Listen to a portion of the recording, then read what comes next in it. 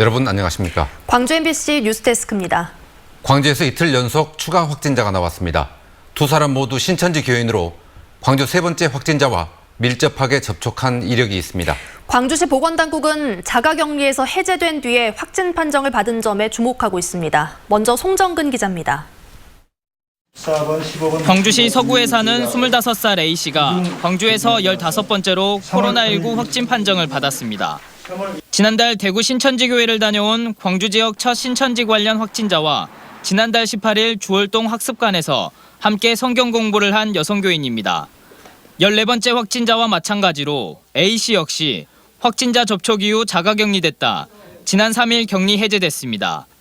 A씨는 증상이 나타나지는 않았지만 보건당국이 신천지와 관련된 격리 해제자를 추적 검사하는 과정에서 양성 반응이 나왔습니다. 신천지 관련자에 대해서는 격리가 해제되었더라도 보건소 선별진료소에서 추가 검사를 실시하고 있으며 이 과정에서 15번 확진자를 A씨는 지난 7일과 8일 남구 월산동과 소구 금호동의 음식점과 카페, 마트 등을 돌아다닌 것으로 확인됐습니다. 광주시는 A씨의 집을 방역하고 역학조사를 실시해 이동동선과 접촉자를 파악하고 있습니다. 어제 확진 판정을 받은 14번째 확진자는 지난 6일 진월동과 주월동 소재의 음식점을 다녀온 것으로 추가 확인됐습니다. 14번째, 15번째 확진자처럼 광주 신천지교인 확진자 7명과 밀접 접촉했다 격리 해제된 사람은 53명이고 이 가운데 27명은 음성 판정을 받았습니다. 나머지 24명은 검사가 진행 중입니다. 24명은 조속히 검사를 완료할 계획입니다. 광주 14번, 15번 확진자의 밀접 접촉자 수는 추가 파악 중에 있습니다. 한편 양림 계당교회 확진자 가족들의 감염 경로는 유럽인 것으로 결론지어졌습니다. 광주시는 지난 1월부터 한 달 동안 유럽 여행을 다녀온 20대 아들이 이탈리아 등을 방문하면서 감염된 뒤 어머니와 할머니에게 전파시킨 것으로 보고 있습니다. 하지만 아파트 관리사무소 직원인 13번째 확진자의 감염 경로는 엿새째 오리무중이어서 지역사회 감염 우려는 계속되고 있습니다. MBC 뉴스 송정근입니다. 14번째, 15번째 확진자는 언제 어디서 감염된 걸까요? 보건당국이 여러 가능성을 놓고 심층 역학조사에 들어갔습니다. 한편으론 신천지를 통한 추가 확산을 막기 위해 통제를 한층 강화했습니다. 이재원 기자입니다. 14번째 확진자는 지난달 17일에, 15번째 확진자는 지난달 18일에 대구를 다녀온 신천지 전도사와 접촉했습니다. 이후 2주 동안 자가 격리된 뒤 지난 2일과 3일 각각 격리에서 해제됐습니다. 그리고 격리가 해제된 지 엿새 만에 모두 확진 판정을 받았습니다.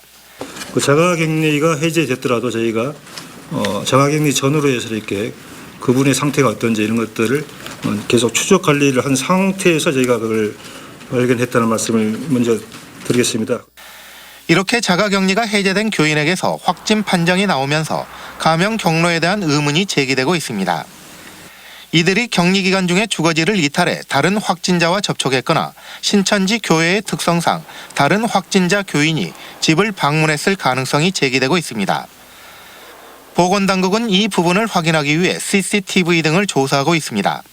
또 다른 가능성으로는 현장에서 적용되는 잠복기 2주가 실제로는 더 길 수도 있는 것 아니냐는 겁니다.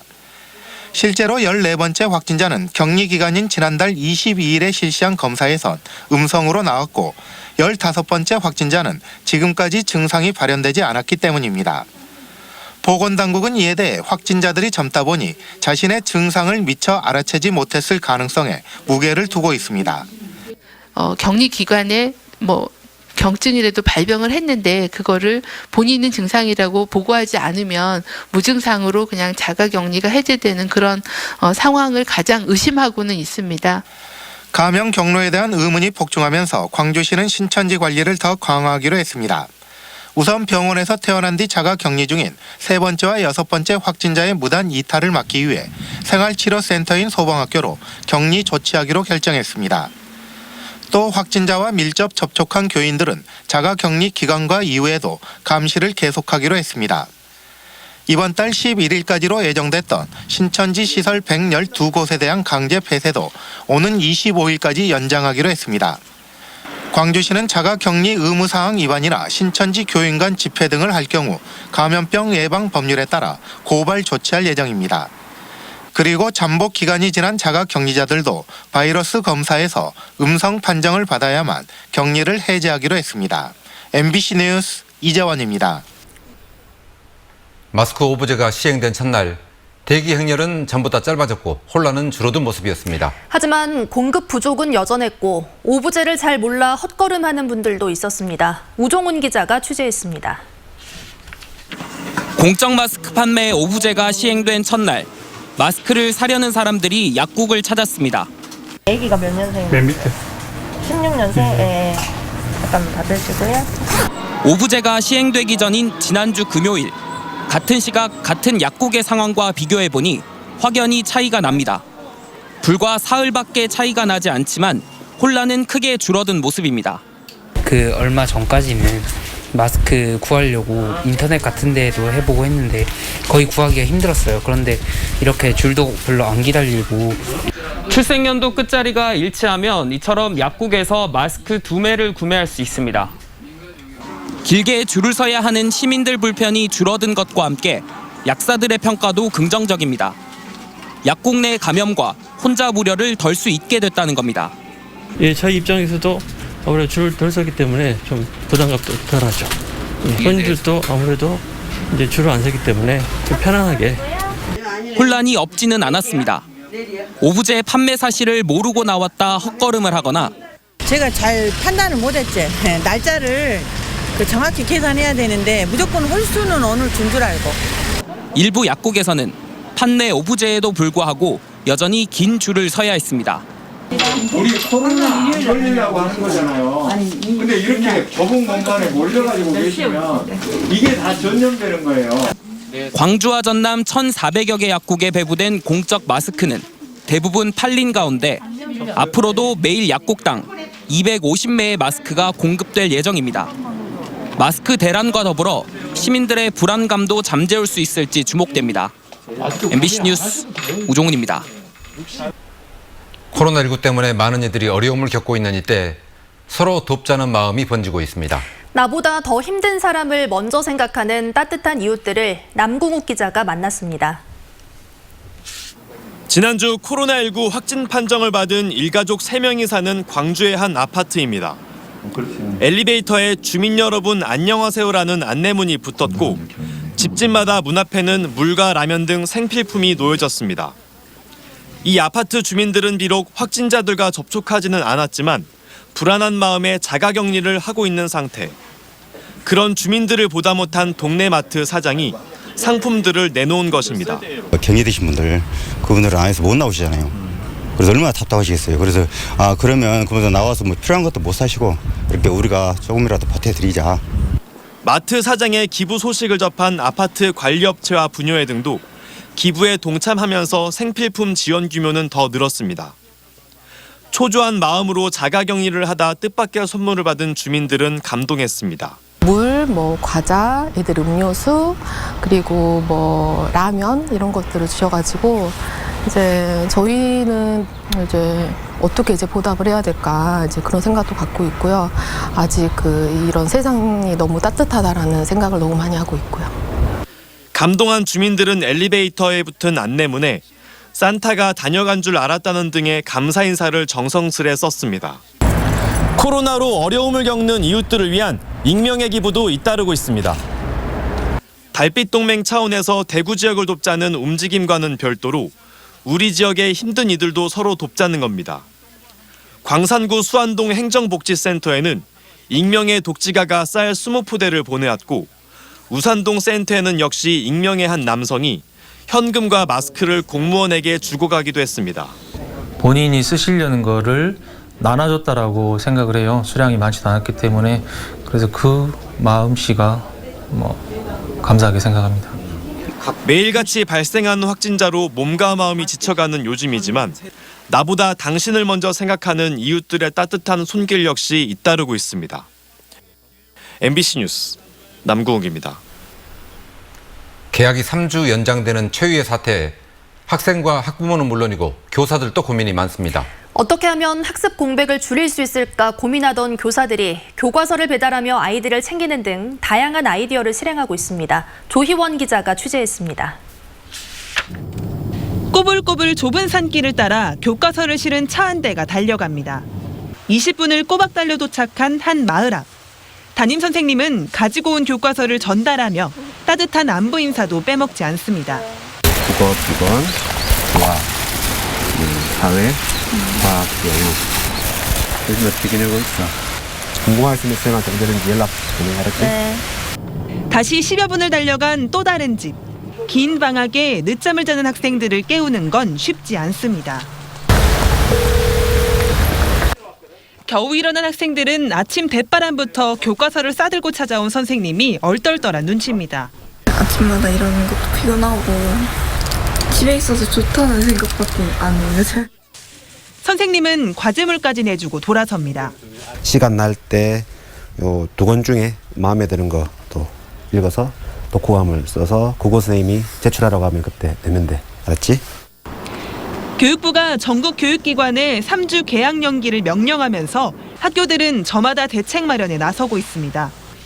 교육청이 온라인을 통해 사이버 학습장을 연대 이어 인터넷 학습이 어려운 학생들을 위해 교과서도 먼저 전달해주기로 한 겁니다.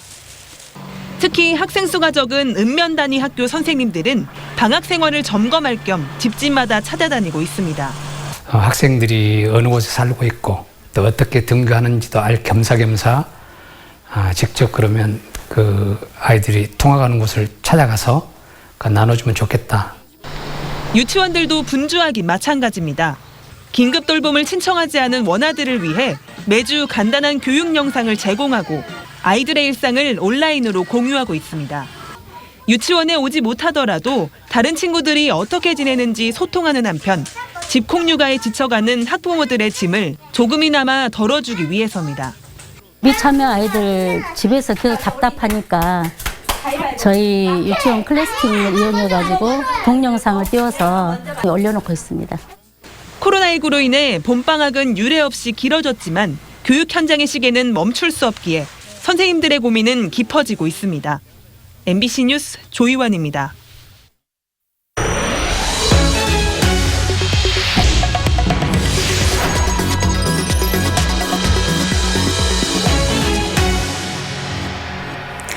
광주 전남 대부분 지역에서 민주당 공천 작업이 마무리되고 있습니다. 하지만 낙마한 예비 후보들이 재심 신청을 잇따라 제기하고 있는 가운데 광주 광산을은 재경선, 여수갑은 3인 경선으로 결론이 번복됐습니다. 이계상 기자가 보도합니다.